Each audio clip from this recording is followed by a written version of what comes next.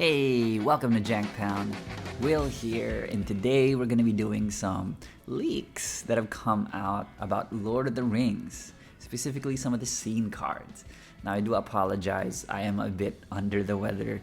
I actually just got out of bed to do this video because I saw the cards, I thought they were really hype, and I just wanted to be able to share this moment with you guys because Lord of the Rings always brings out the hype in me. We won't be doing much cuts because I kind of want to get this straight to be posted. So I apologize if I ramble on a bit. At least you're seeing what gets on the cutting room floor when we do our videos. Now, that said, I hope you could still like, share, subscribe. I know I'm not making the most compelling case right now, but hopefully our other videos will do this channel some justice. Again, I apologize, but I just want to get straight into it. Not a lot of edits. Let's go. So what do we have here? We have 3 out of these scene boxes spoiled. I don't know if it's spoiled, leaked rather. And don't worry, I'll zoom in on some of them in a bit. I want to be talking about actually the mythics that'll be included in these scene boxes. And if you guys don't know, on November 6th, at least that's the date I heard, they will be releasing these scene boxes. And what you get are guaranteed these 6 cards, depending on which scene you buy. I think 3 set boosters plus a special like holiday or collector booster or something like that. Let me just check it here. Yeah, special edition collector booster, but it doesn't contain a serialized ring. Alright, you also get 6 art cards, although I don't really collect them. Hey, if I get one and you want these art cards, just hit me up. I'll just give them to you. But I do enjoy that we get all the scene cards, kind of like how in the bundle we got the one, including the one ring, which I thought was like just great value. Now, these 3 scenes feature Galadriel, Aragorn, and the Witchking. The Witchking, by the way, I'm really hyped for because I'm a fan of the character, but we'll get to him in a little bit. So first up, we have Aragorn, the Hornburg hero. He's a 4-mana value 4/4, and attacking creatures we control have First Strike and Renown 1. Whenever a renowned creature we control attacks and deals combat damage to a player, double the number of +1/+1 counters on it. So this is kind of like a strange commander. Okay, fine. Strange might be a little harsh, but it's just you've never really seen a renown matters type of commander. And this is really cool because it's an underplayed mechanic, and I'm glad that it's finally getting some representation. I don't have off the top of my head the best renowned creatures. I actually barely see them in play. Maybe I see one every now and then. But even then, I'm glad for the renowned fans. Or if you're an Aragorn fan, at least you have another direction to build. I thought the other 2 iterations of Aragorn were crazy strong in the original set, which was the Uniter, which is the 4-color one, does a lot of things, kind of like Kenrith, and the Jeskai one, which is like the Monarch one. Again, also really good commander. What I'm actually really interested in this scene box is his sword, Anduril Narsil Reforged. Now, for 2, we get a legendary artifact equipment, and we can equip it for 3. Now, it has Ascend, meaning if we control 10 or more permanents, we get the City's Blessing.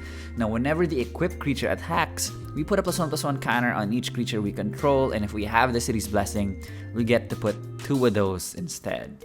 So this is pretty strong, I think. It's like a new finisher, kind of like Cathar's Crusade in a way, where it's a lot easier to follow the math. I do hate that part about Cathar's Crusade. I know it's a powerful card, but I do hate flipping the dice, like especially when they're randomized and you're like, wait, that's the 1, where's the 2? There it is. You know, it always happens.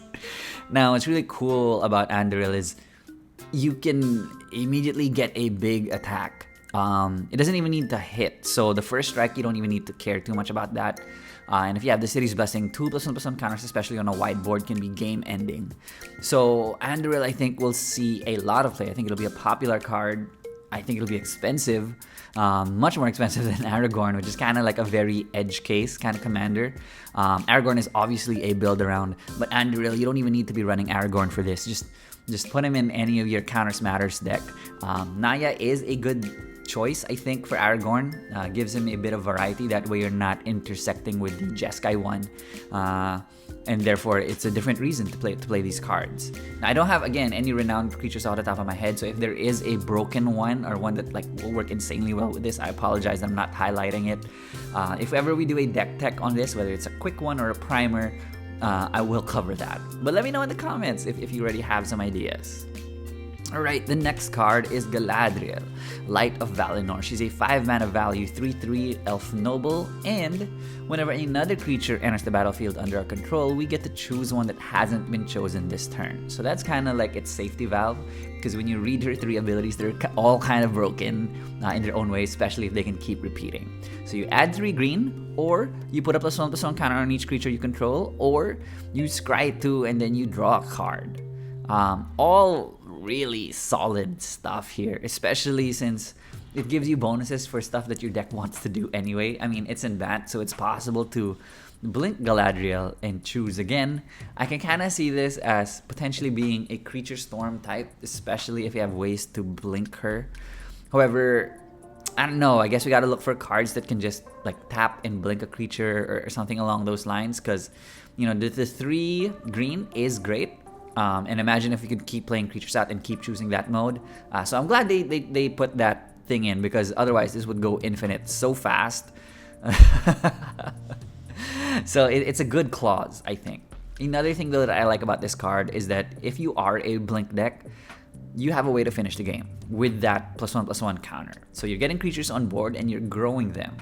Blink decks for me, I've kind of stopped playing them. I used to really love the archetype, but what I found is games take really long. Your turn takes super long because you're kind of there just drawing, scrying, accumulating answers for the board, potentially wiping or psych rifting or something, and you're kind of just stalling the game out until you can find either your combo or somebody kills you. So I like that this puts a potential clock on the game by buffing up all your creatures all at once, and therefore you kind of have that big attack coming up. There is actually a cool card, but I don't have it in this like individual picture format. It's there at the bottom left of the Galadriel package. It's a 1-mana value instant where we can phase out any target creature, and if we pay kicker of 3, meaning so now it's a total of 4, we can phase out a player's entire board. Really flexible. I think that's a way to just get an alpha strike in or save our board, obviously, or even if we're facing down lethal, we can stop that attack by phasing out that opponent's entire board, and then we open them up to essentially getting beat on by the rest of the board. So I find that really cool, and maybe that's a way again to alpha strike with Bant, because yeah, I think this is a powerful commander, a definite build around. And you want to get your engines going to be able to exploit and make sure you get the most out of Galadriel. Alright, last is the Witchking Sky Scourge. So it's a 7-mana value for Rakdos, flying 5/5 Wraith Noble. Now whenever we attack with 1 or more Wraiths, we exile the top X cards of our library, where X is the total power. You may play those cards this turn. It also has Undying, so it's resilient, and hey, when it attacks, draw 5, essentially, impulse draw 5, that is powerful. However, the 7-mana value honestly kind of worries me. 7-mana value, people are gunning for, like, they know you're gonna bring this down, and then at 7-mana value, I mean, what state of the game, what is the state of the game at that point? Sure, we can ramp out quickly with treasures and whatnot, but I don't know, this card actually might be better in the 99, even though it kind of begs you to play Wraiths. Actually, I don't think that's super necessary, because even at draw 5, I think this is good enough as a standalone effect. So we could play him in an Exile Matters Rakdos deck. I know there are a lot of those. We have Prosper, I think the most popular one. That's the one that's sort of coming top of mind right now. But with Witchking, really cool, really flavorful, and actually his land, the land that comes with the scene box, is even more flavorful. Minas Morgul Dark Fortress comes into play tapped, sure, add black, but for 3 and a black we could tap it and put a shadow counter on target creature. For as long as that creature has a shadow counter on it, it's a Wraith in addition to its other types. So it works well with this Witch King, but even then, I already value putting a shadow counter. It's kind of like super evasion. Sure, we can't block anymore. Actually, what we can do is select which creatures you want to send to the Shadow Realm. So it could be ours, it could be an opponent's. I don't know why we'd want to do that. But maybe they're just trying to Voltron somebody out that's not us. Again, that would be pretty useful. I also like that it doesn't say as a sorcery, because this way we can, you know, I mean, for 5 mana to get an evasive creature, it's kind of like a permanent Rogue's Passage is how I sort of view this. So really cool. I think this land is super strong, actually. And so I'm really looking forward to this scene box. Witchking, it's okay. It's okay. Fun as a build around. Probably even stronger in the 99. And again, more in an Exile Matters deck rather than a dedicated Wraith deck. And so that's it for our spoilers today. Thank you guys so much for hanging out. I think I'm at about 10 minutes now.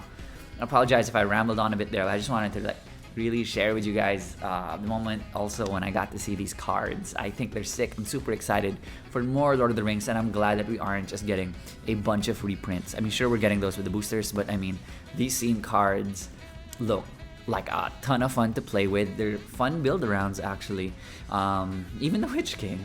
So let me know if you guys are gonna get these boxes. I might get a couple of them actually myself. Really dig into Sword, really dig into land. And that's it. So hope you can leave a like, share, subscribe. I hope I'll get better in the next few days. I just wanted to, again, post this. So thank you, and stay inspired, friends. See ya.